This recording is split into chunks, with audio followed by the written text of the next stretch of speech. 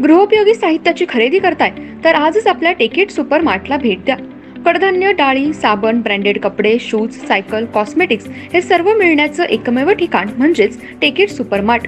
5,000चे भरपूर डिस्काउंट, कमीत कमी 4,999च्या खरेदीवर 5 किलोमीटर पर्यंत मोफत घरपोच सेवा। पत्ता पंचवटी चित्रमंदिर जवळ, 3 बत्ती रोड। संपर्क 92 97 97 50 00।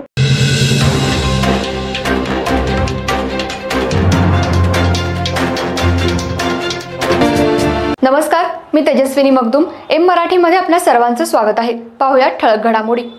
इचलकरंजी सांगली रोडवर असलेल्या मनोज गुप्ता यांचं वेस्टेज कापूस बंडल तयार करण्याचं गोडाऊन आहे। गोडाऊन शेजारी सुक्या कचऱ्याला आग लावण्यात आली।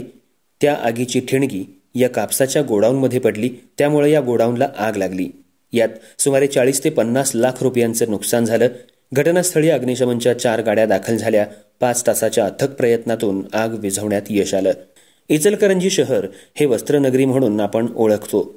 शहरामध्ये यंत्रमाग मोठ्या प्रमाणात असल्यामुळे कापड मोठ्या प्रमाणात तयार होतं। कारखान्यात वेस्टेज कापूस मोठ्या प्रमाणात गोळा होतो। हा कापूस शहरातले मनोज केसरवानी हे गोळा करतात। त्यांचं इचलकरंजी सांगली रोडवर असलेल्या राज कॅसल हॉटेलसमोर मोठं गोडाऊन आहे। या ठिकाणी वेस्टेज कापूस गोळा करून त्याचे बंडल तयार केले जातात।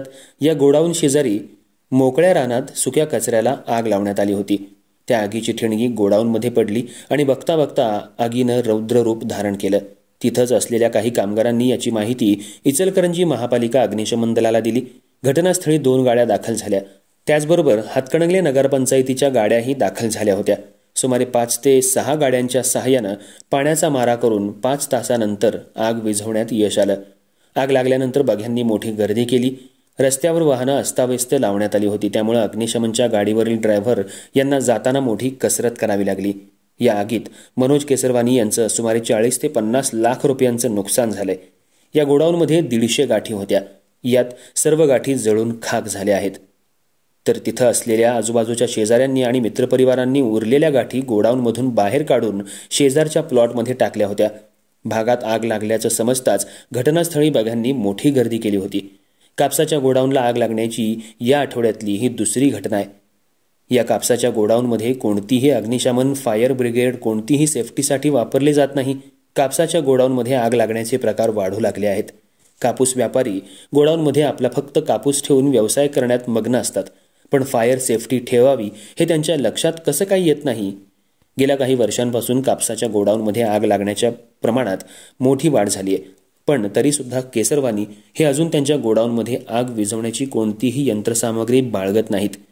या निमित्तानं कापूस आणि इतर व्यापाऱ्यांचं प्रबोधन करण्याचं गरजेचं बनलंय।